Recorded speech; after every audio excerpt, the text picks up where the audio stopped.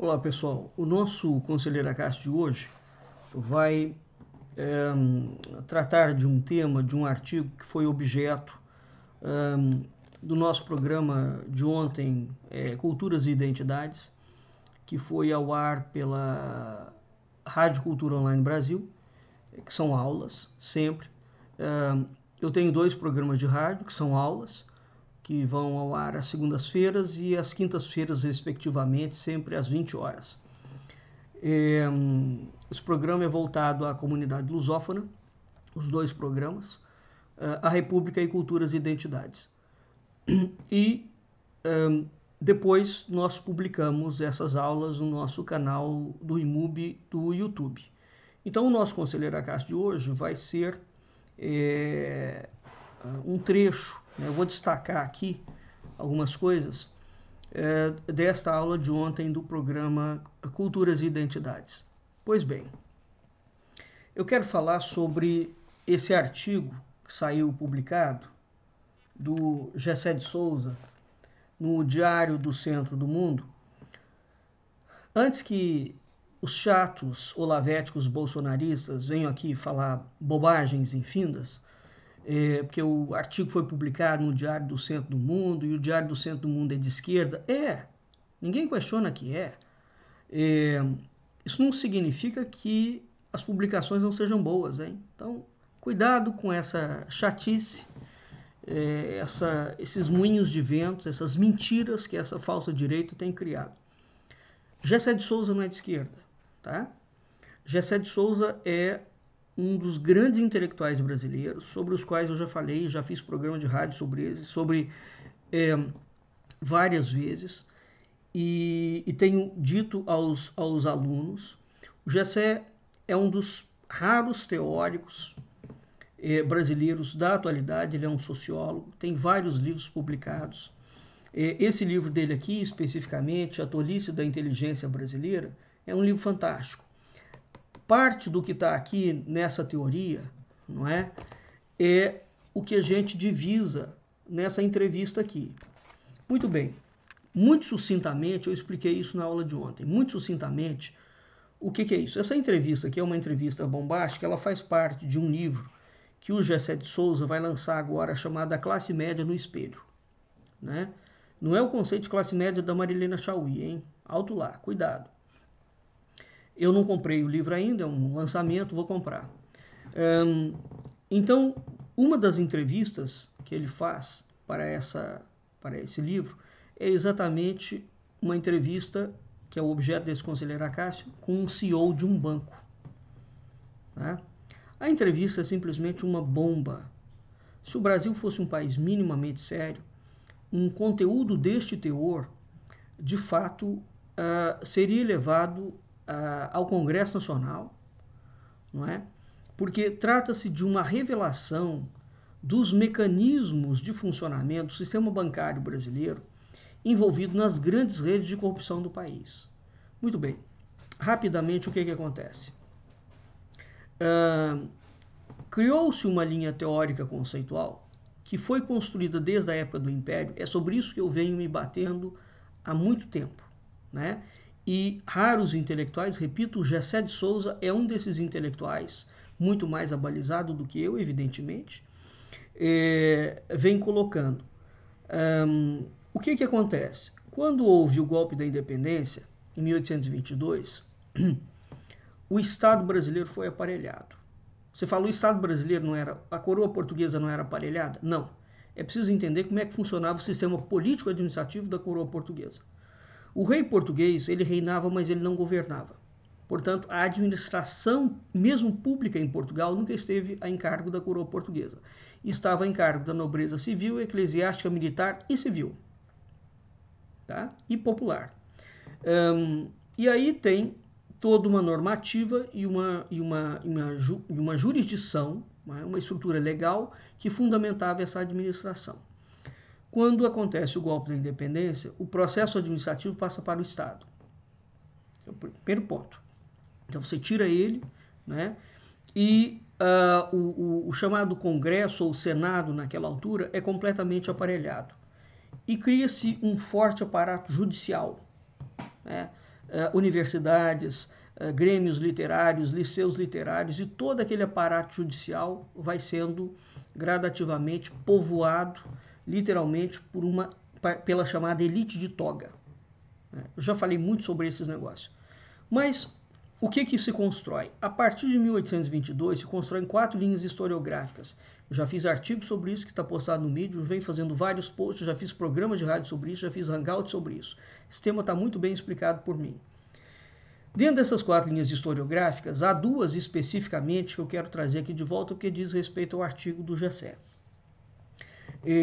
Criou-se uma visão de que o problema da corrupção brasileira decorre do patrimonialismo português.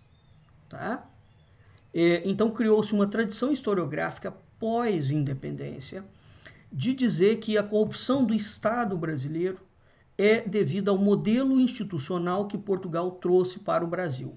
O modelo de uma elite corrupta. E aquela elite corrupta parasita o Estado e transforma o meio político, num desdobramento, num braço dela. Bem, não é que isso não exista, não existia, isso não existe desta forma. Em primeiro lugar, a coroa portuguesa nunca teve patrimonialismo. Aliás, o próprio Gessé de Souza desmente esse fato. Então, aquilo que é chamado patrimonialismo é uma corrente historiográfica construída no Brasil por Gilberto Freire e por 2 grandes intelectuais, Sérgio Buarque de Holanda e Raimundo Faoro. Raimundo Faoro esse, cuja teoria patrimonialista a falsa direita brasileira adora dizer. Muito bem, qual é o problema da tese central do patrimonialismo? O problema da tese central do patrimonialismo é dizer o seguinte: existe uma elite, essa elite é política, essa elite política está atrelada usa o Estado para ficar rica, está atrelada a algumas famílias e usa o Estado para ficar rica. Então, o problema central da tese do patrimonialismo está no seguinte ponto. Todo o processo de corrupção diz-se que parte do Estado, portanto da política, portanto dos civis, indo a favor, para favorecer os seus apaniguados fora do meio político. Mentira. A questão que o Gessé de Souza coloca é o seguinte: existe corrupção. Ninguém nega que a corrupção existe. Agora, qual é o grande fulcro da corrupção? Ela nunca esteve, a raiz dela não está no sistema político, está fora da política. Está no sistema financeiro e está, aqui sim, em elites ligadas ao sistema financeiro internacional, a um mecanismo internacional que, a partir do século XIX, traçaram um projeto revolucionário, tomaram conta do mundo e foram parasitando o Estado. Mas parasitando de que forma? Elas não foram parasitando via política, elas foram parasitando via outras instituições num determinado momento. Então, em primeiro lugar, a tese do patrimonialismo é uma mentira. Um segundo desdobramento dessa corrente, do patrimonialismo. Primeiro, eles dizem que todo o problema de corrupção brasileira deve-se somente aos políticos e aos civis. Nós temos uma segunda faceta ligado ao militarismo, e eu tenho feito posts sobre isso, mostrando inclusive com dados históricos, onde os militares, o exército brasileiro, aqui eu digo especificamente o exército brasileiro é o maior poder desestabilizador da política e da cultura brasileira. Tá? Só para nós termos uma ideia, eu fiz um post outro dia e dei as datas. O exército brasileiro, só na Primeira República, de 1889 até 1930, ele criou 19 revoluções dentro do Brasil. 19 revoluções políticas dentro do Brasil. Isso significa que a cada 2 anos e pouco, de 2 em 2 anos e pouco, o exército brasileiro interfere na política nacional. Tá? Então, o exército vem, desde o momento em que ele se constituiu como poder moderador, que foi em 1889, ele vem desestabilizando o quadro político-cultural brasileiro e vem culpabilizando os civis. Então, ao contrário do que você possa pensar, o Exército nunca foi amigo do povo brasileiro. O Exército, enquanto força atuando dentro da política. É preciso separar a atuação militar do Exército, não é, da atuação política do Exército. Portanto, ele atuando como uma força política. Eu estou falando da atuação como força política. Então, nós temos duas correntes historiográficas de matrizes diferentes. Uma é a corrente do patrimonialismo, que defende o Exército, culpando a coroa portuguesa e dizendo que somente os civis são corruptos, né? E o Exército investindo contra a política nacional full time. Outra é a corrente criada por Gilberto Freire, Raimundo Faolo, Sérgio Buarque de Holanda. O problema de todo esse discurso é que somente os civis são criminalizados. Muito bem, então ao longo de todo o século XX, nós temos um projeto de criminalização do modo de fazer política civil. Ora, sabe o que acontece? Uma vez que você criminaliza os civis para conduzir a política, então se os civis não são aptos para conduzir a política, e diga-se toda a estrutura de Estado, então parte-se do pressuposto que o poder que está na mão dos civis será transferido para um outro poder, correto? Correto. É exatamente isso mesmo. Então, o que está por trás dessas teorias? Você tirar todo o poder da mão dos civis e gradativamente ir transferindo o poder para indivíduos que não são votados, né? Então, você vai construindo um tipo de modelo de Estado que vai parar na mão do sistema financeiro internacional. Esse é exatamente o projeto e o desenho do governo mundial. Então, as pessoas falam em governo mundial, mas elas não entendem muito bem como é que funciona isso. Pois bem, então, o Gessé de Souza é um dos raros intelectuais que vem batendo fundo nessa questão da mentira do patrimonialismo ligado à coroa portuguesa e da culpabilização exclusiva da corrupção debitada aos civis. Não é que os civis não roubam, hein? Agora, o que ele coloca é o seguinte: existe um braço que nunca foi tocado, que nunca foi mexido, que é o sistema financeiro internacional e os bancos. Certo? Essa entrevista aqui é uma entrevista com um CEO de um banco. A entrevista é de uma gravidade a toda prova. O CEO desse banco, o nome que ele dá aqui é um nome fictício, ele chama de Sérgio. O depoimento desse Sérgio é uma das coisas mais impressionantes que eu já vi, pela clareza, né, criminosa com que o cara fala que a única forma de atuação bancária é a corrupção. Os bancos só vivem e sobrevivem por conta da corrupção. Ele começa por dizendo que todo negócio de banco, de todos os bancos, dependem da intersecção com o Estado. Portanto, um banco não é uma empresa comum, né, de financiamento. Todo banco depende, não era assim, hein? Quando você fala em comércio até o século XVIII, não era assim que funcionava. Então foi criado aquilo que se chama Sistema Financeiro Internacional, não é banco. Hoje todos os bancos estão ligados ao sistema financeiro internacional. Então, até o século XIX, nós temos um modelo de banco. Do século XIX em diante, criou-se o sistema financeiro internacional que tomou conta dos bancos. O sistema financeiro internacional, portanto, encampa os bancos do mundo hoje. Encampa as bolsas de valores, encampa os investimentos, encampa uma série de coisas. E isso não tem nada a ver com banco no modelo antigo. Mas o que esse cara está falando aqui é de sistema financeiro internacional, de banco que só pode operar dentro do sistema financeiro internacional. Então ele coloca dizendo que ele é advogado e ele faz parte de um grande banco de investimentos, controla a área jurídica desse banco. Muito bem, então o que ele vai explicar? Ele vai explicar aqui como é que o banco cria a grande carteira de cliente deles, né? E como é que o banco vai funcionar, como é que é a relação do banco junto com o Estado. Ele diz que todo indivíduo é comprado com dinheiro, que todo indivíduo é corrupto, né? E que não há ninguém que não seja. Então, o que ele coloca, mas o grande macete que ele coloca aqui é o seguinte: tudo o que nós fazemos é através de um círculo de amigos. Por que a ideia de círculo de amigos? É exatamente a ideia de uma sociedade secreta, certo? Através do círculo de amizades, isso é uma ideia bem maçônica, através dos círculos de amizades, tecidos e mantidos em reias de relações comerciais, a grande atuação da maçonaria, Eu venho falando sobre isso. Nunca foi dentro do campo político. A maçonaria atua diretamente dentro do sistema financeiro internacional. Sempre. Esse é o grande fulcro dela. A política é uma pequena parte nesse esquema operacional. Tá? A grande sacada da maçonaria é o sistema financeiro internacional. Então, quando você cria um círculo de amigos, os indivíduos ficam envoltos dentro de uma teia de tal forma onde a bandidagem é mútua, em que um não pode romper com aquela teia, mesmo que o cara queira. Porque se ele quiser sair do esquema, ele é morto. Então, essa ideia de que você constrói um círculo de amigos é uma ideia de máfia mesmo. E o cara fala isso com todas as letras, tá? Máfia e sociedade secreta. Aqui eu vou ler, o Gessé vai fazendo determinadas perguntas, eu vou ler só uma parte aqui. A Lava Jato, o senhor Jair Bolsonaro foi eleito na esteira do antipetismo, né, e do esquema anticorrupção.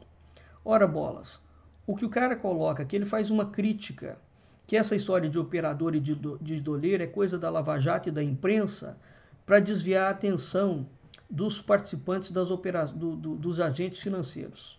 Tá?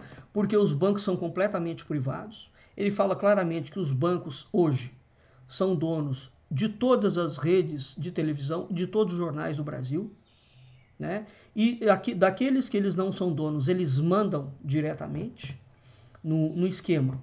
Portanto, o cara mostra o que funciona por trás do Estado brasileiro e fala claramente que, na verdade, ele fala que a Lava Jato é um golpe, ele dá a entender claramente que a Lava Jato é um golpe contra o Brasil, para de fato você terminar de fazer um processo de passagem do Estado brasileiro para a mão do sistema financeiro internacional, e que não tem como mexer nos bancos, porque os bancos pagam todo mundo, compra todo mundo, é dono de todo mundo, e uma vez que se qualquer jornalista tentar mexer no sistema financeiro, ele é defenestrado e tem a vida absolutamente destruída. Ele fala o seguinte: grande parte dos lucros dos bancos vem de lavar dinheiro. Né? O Brasil é um dos países mais corruptos do mundo, é um dos países mais sujos em termos de droga, de rede de máfia. Não é? Por outro lado, os bancos brasileiros são os bancos que têm o maior lucro do mundo. Então, assim, de onde vem o lucro? O cara fala textualmente, vem de ações ilegais. Ações ilegais que foram completamente legalizadas, porque aqui sim, eles entram dentro do campo da política, compram os políticos e os políticos vão ajustando as leis para ir cada vez mais tornando os bancos estruturas blindadas. Ora, o que existe?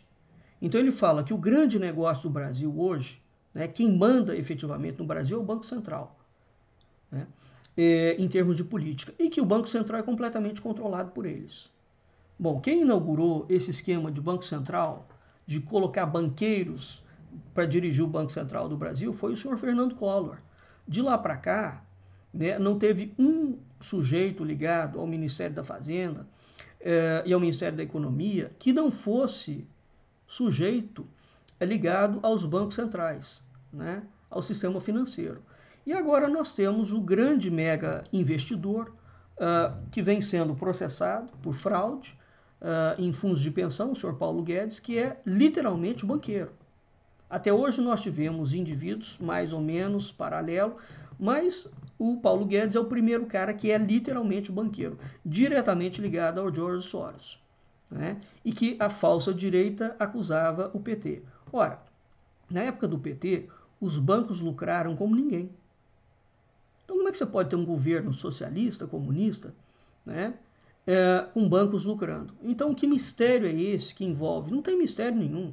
As coisas no Brasil são declaradas e são abertas. É que, de fato, os estudos com um pouco mais de profundidade, exatamente porque são temas densos, não chegam à população, não é? Ele vai contar um caso aqui de como é que eles vão corrompendo o sistema judiciário, o sistema político, o sistema econômico, vai legalizando tudo e tornando essa estrutura bancária cada vez mais fechada e mais impecável. Portanto, impecável no esquema da corrupção. Portanto, essa gente legaliza qualquer coisa. Ele fala que hoje em dia você não tem como fazer nenhum processo de corrupção que não passe pela mão dos bancos. E fica muito mais fácil, portanto, você criminalizar a periferia. Então você fala que o político é corrupto, que o fulano é pouco corrupto, que o fulano... Isso é toda uma cortina de fumaça, quando na verdade você vai manter todo o esquema bancário ileso, né, blindado do esquema de corrupção. Essa entrevista desse sujeito aqui mostra claramente a farsa da Lava Jato. Veja, farsa em que aspecto? Não é que não exista corrupção, tá? Como ficou demonstrado pelo The Intercept Brasil, o Sérgio Moro, numa ação cúmplice criminosa com os procuradores da Lava Jato, eles selecionaram somente 30% dos depoimentos e das provas que fizeram um recorte, portanto, naquelas provas, e aquele recorte acusou somente o PT. Portanto, 70% do esquema de corrupção que não estava ligado ao PT ficou liberado dentro da Lava Jato. A Lava Jato não pegou. E ele vai além, esse sujeito. Ele fala que aquele esquema de rede paralela de corrupção que o Marcelo Odebrecht montou dentro da Odebrecht, ele chama o Marcelo de babaca. Né? Ele chama o Marcelo, diz que aquela patranhada, que aquele cara deixou rastros, e que os bancos não deixam rastros. Então a grande expertise hoje dos bancos é como roubar e espoliar o povo, efetivamente o Brasil, o Estado, né? Saindo limpo de todo o processo, e ao mesmo tempo, de tempos em tempos, eles têm que promover expurgos, porque a população brasileira, eles têm que criar bodes expiatórios, reais verdadeiramente, né? Porque você não pega um cara que não rouba. Mas o cara que rouba é a linha de ponta do processo. Eles nunca vão à raiz do problema. Então a raiz do problema brasileiro, né, da falência do Estado brasileiro, nunca esteve dentro da política diretamente. A política é um efeito, é um desdobramento do processo. Nunca vai-se de fato à fonte. E a fonte, em grande medida, é o sistema financeiro. Portanto, o que aconteceu ao longo do século XIX para cá? Foi se criando uma teoria de criminalização do modo de fazer política pelos civis, né? Ao mesmo tempo, foi se criando uma mensagem de que as Forças Armadas são a instituição mais impoluta e séria do Brasil, né? Ao mesmo tempo, foi se criando a imagem de que os empresários são coitadinhos e são usados pelos políticos brasileiros. São virgens, são vestais do templo de Apolo em Delfos, e que somente os políticos são gente imoral. O que está no frigir dos ovos, para finalizar o programa, para que vocês entendam a questão? No frigir dos ovos, o que acontece? Uma vez que você criminaliza todo o modo político de fazer política, todo o modo civil de fazer política, o que está por trás desta operação teórica, então aquilo que Raimundo Faoro, Sérgio Buarque de Holanda, as três grandes linhas, e Gilberto Freire criaram como a teoria do patrimonialismo, né, imputando à política todo o caos institucional do Brasil, na verdade, essa gente foi ajudando a construir um novo modelo de Estado e ajudando a transferir gradativamente os poderes do Estado para um tipo de gestão que não é política. Ela será uma gestão militar e ela será uma gestão do sistema financeiro internacional. Esse é exatamente o modelo que foi implantado agora no governo do senhor Jair Bolsonaro. Então há uma longuíssima tradição, há mais de 100 anos de teoria historiográfica brasileira, sociológica brasileira, tá? Que vem consolidando gradativamente essas duas linhas teóricas, a militar e a política, culpabilizando os civis, né? Para trazer para a população, depois de quase 200 anos, um outro tipo de elite que, essa sim, habilitada a conduzir o Estado. A história do Brasil é uma farsa monumental, tá? Essa direita criminosa que assumiu o poder, ela não tem a menor diferença da esquerda. Elas são a dupla face do mesmo projeto. Se vocês pegarem, por exemplo, se derem ao trabalho de pegar as capas da Veja, desde o período da redemocratização, vocês vão ver que existe um modus operandi, um mecanismo, né, matemático. Eles escolhem um candidato, elevam o candidato, depois derrubam o candidato. Tá? E todo esse processo envolvendo o messianismo político. Ao mesmo tempo, isso foi criminalizando todo modo de fazer. Como é que você combate corrupção? Você combate corrupção aprimorando os mecanismos institucionais. Mas nunca foi aprimorado mecanismo institucional nenhum no Brasil para aprimorar a corrupção. E hoje, o que nós temos? Nós temos uma série de leis já emitidas desde o governo da Dilma Rousseff, que transferiu o poder do Estado para os militares e para o sistema financeiro internacional. Tá? O Brasil foi entregue na calada da noite, não tão calada assim, para as mãos real, do sistema financeiro internacional, que é o grande esquema da bandidagem, da prostituição e da rede de drogas internacionais. Esse artigo aqui, para quem tem um mínimo de cérebro e de ética, deveria levar a pessoa a refletir pelo menos durante um ano. Isso é o retrato do Brasil. É essa gente que manda realmente no país. Até o próximo, Conselheiro Acácio.